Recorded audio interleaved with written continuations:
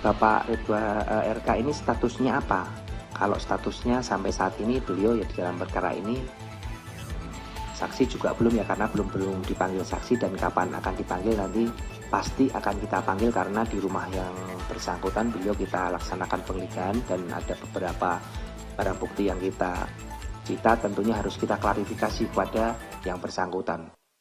Terima kasih Mas Desa atas waktu dan tempatnya untuk saya menyampaikan terkait rilis penyidikan perkara pengadaan barang dan jasa di Bank Jabar Banten. Di KPK per tanggal 27 Februari 2025 telah menerbitkan 5 buah seprindik, yaitu nomor 13 sampai dengan 17 untuk 5 orang tersangka. Tersangka ini 2 orang dari pejabat Bank Jabar Banten, kemudian 3 orang dari swasta. 2 orang tersebut adalah Saudara YR, jabatannya selaku Direktur Utama Bank Jabar Banten, kemudian yang kedua adalah Saudara WH, pimpinan Divisi Korsek Bank Jabar Banten. Kemudian 3 orang swasta ini adalah pemilik agensi iklan, yaitu Saudara ID, pemilik agensi Arteja Mulyatama dan Cakrawala Kreasi Mandiri. Kemudian Saudara S adalah pemilik agensi BSC dan WSBE. Kemudian Saudara SJK, pemilik agensi CKMB dan CKSB. Terus saya sedikit jelaskan kepada teman-teman media semua bahwa di tahun 2021 sampai pertengahan 2023, Bank Jabar Banten ini realisasikan belanja beban promosi umum dan produk bank yang dikelola oleh Divisi Korsek sebesar kurang lebih 409 miliar yang digunakan untuk biaya penayangan iklan di media TV, media cetak maupun media online yang bekerja sama dengan 6 agensi tadi yang saya sebutkan. Jadi 3 orang tadi itu masing-masing memiliki 2 agensi yang memenangkan sebagai pihak vendor yang menerima pekerjaan penempatan iklan oleh Bank Jabar Banten. 6 agensi tadi secara rinci masing-masing menerima PT CKMB 41 miliar, kemudian CKSB 105 miliar, PT AM 99 miliar, PT CKM 81 miliar, PT BSCA 33 miliar, dan PT WSBE 49 miliar. Dari proses penyelidikan dan penyidikan yang kami laksanakan, kami menemukan fakta bahwa lingkup pekerjaan 6 agensi ini ternyata hanya menempatkan iklan sesuai dengan permintaan Bank Jabar Banten.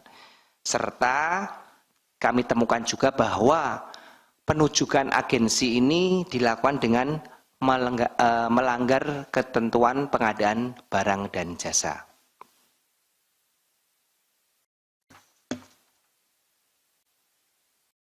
Kemudian dari proses penempatan yang dilakukan oleh 6 agensi tadi, seperti biasa modus terhadap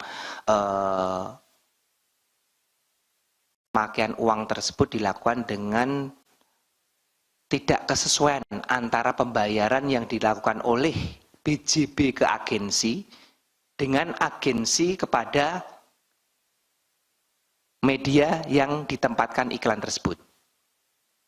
Jadi dari 409 tadi yang ditempatkan dipotong dengan pajak ya, kurang lebih nanti jatuhnya 300 miliar. Hanya kurang lebih 100-an miliar yang ditempatkan sesuai dengan real pekerjaan yang dilakukan. Itu pun kami belum melakukan tracing secara detail ya terhadap kurang lebih 100 miliar tersebut. Namun yang tidak real ataupun fiktif kurang lebih jelas sudah nyata sebesar 222 miliar rupiah selama kurun waktu 2,5 tahun tersebut. Adapun penggunaan uang tersebut memang di BJB ini ada suatu dari hasil penyidikan yang kami laksanakan kebutuhan-kebutuhan yang non-budgeter. Jadi Dirut Bank Jabar yaitu Saudara IR bersama-sama Saudara Widi ini melakukan kerjasama dengan agensi tersebut untuk bersepakat bagaimana untuk memenuhi dana non-budgeter tersebut. Akhirnya dibuatlah tadi suatu penempatan iklan yang sebenarnya PT BJB itu bisa langsung menempatkan ke media namun digunakan pihak agensi guna mengambil sejumlah uang tadi di 2,5 tahun kurang lebih 222 miliar. Adapun beberapa PMH yang telah kami temukan terhadap perkara ini adalah Saudara YR selaku Dirut bersama-sama dengan Widi Hartarto yang di sini adalah dia PPK-nya terhadap proses pengadaan barang dan jasa penempatan iklan tersebut mengetahui dan memang sengaja menyiapkan agensi-agensi tersebut untuk memenuhi kebutuhan dana budgeter sehingga penunjukan mereka pun tidak sesuai dengan peraturan yang berlaku di internal Bank Jabar Banten terkait dengan pengadaan barang dan jasa. Kemudian Dirut dan PPK mengatur pemilihan siapa-siapa agensi yang memenangkan penempatan iklan tersebut. Di sini tentunya para agensi juga telah sepakat sehingga mereka bersama-sama dengan para pihak BJB yaitu Dirut dan kepimpinan divisi Kursek melakukan perbuatan merugikan keuangan negara. KPK dalam ini telah melakukan serangkaian upaya paksa yang telah kami laksanakan setelah surat penyidikan dikeluarkan, yaitu diantaranya terhadap kelima tersangka tersebut telah kami lakukan pencegahan. Kemudian kami juga telah melakukan penggeledahan di beberapa tempat yang kami duga terdapat barang bukti terkait dengan perkara dimaksud. Kemudian tentunya kami melakukan penyitaan barang bukti dalam rangkaian proses penggeledahan yang telah kami laksanakan. Itu saja yang bisa kami sampaikan terkait dengan perkembangan penyidikan perkara pengadaan barang dan jasa di Bank Jabar Banten. Silakan rekan-rekan media yang akan memberikan pertanyaan, namun saya rasa cukup 3 atau 5 maksimal ya Pak Tesa untuk pertanyaannya.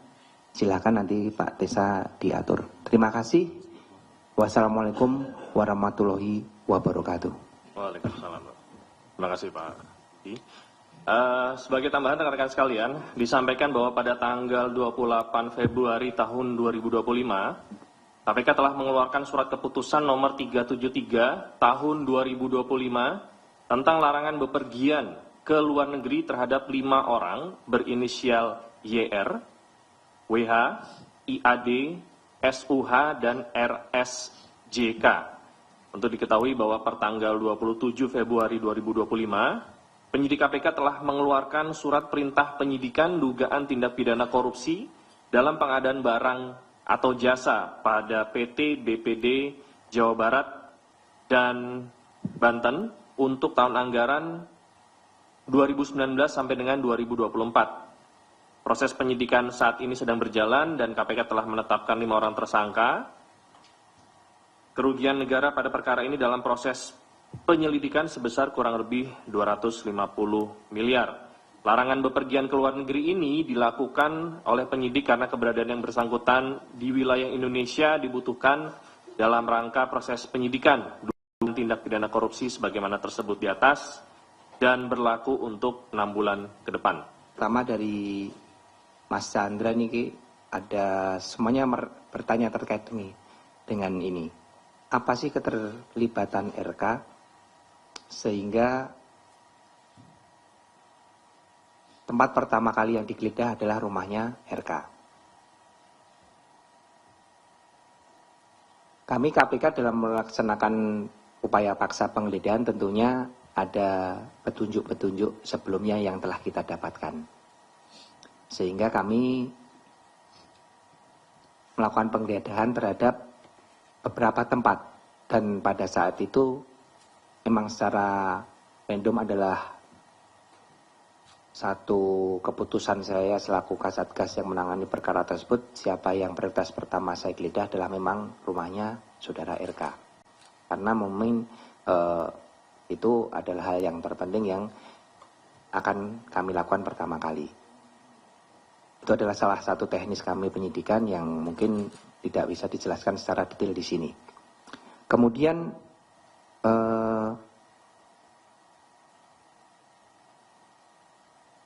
apa saja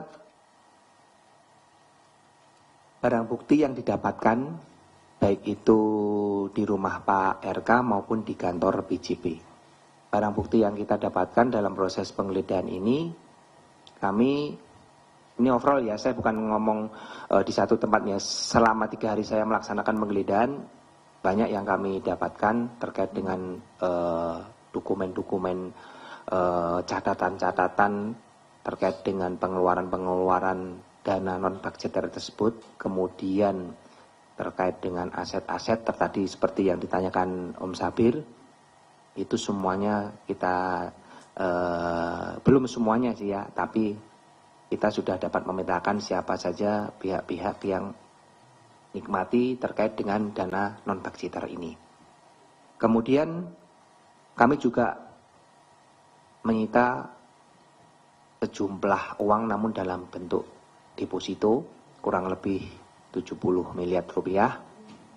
Kemudian ada beberapa kendaraan roda 2 maupun roda 4. Kemudian aset tanah, rumah, bangunan juga sudah kita lakukan penyitaan dalam proses ini yang kami duga tempusnya maupun perolehannya berkesesuaian dengan perkara yang sedang kita tangani. Bapak Ridwan RK ini statusnya apa? Kalau statusnya sampai saat ini beliau ya di dalam perkara ini saksi juga belum ya, karena belum dipanggil saksi, dan kapan akan dipanggil nanti pasti akan kita panggil karena di rumah yang bersangkutan beliau kita laksanakan penggeledahan dan ada beberapa barang bukti yang kita cita, tentunya harus kita klarifikasi kepada yang bersangkutan. Terkait kapannya, tentunya sesegera mungkin akan kami panggil untuk seluruh saksi-saksi terkait dengan hasil penggeledahan yang kami laksanakan untuk mengklarifikasi terhadap barang bukti yang kami ambil maupun kami sita dari tempat yang bersangkutan.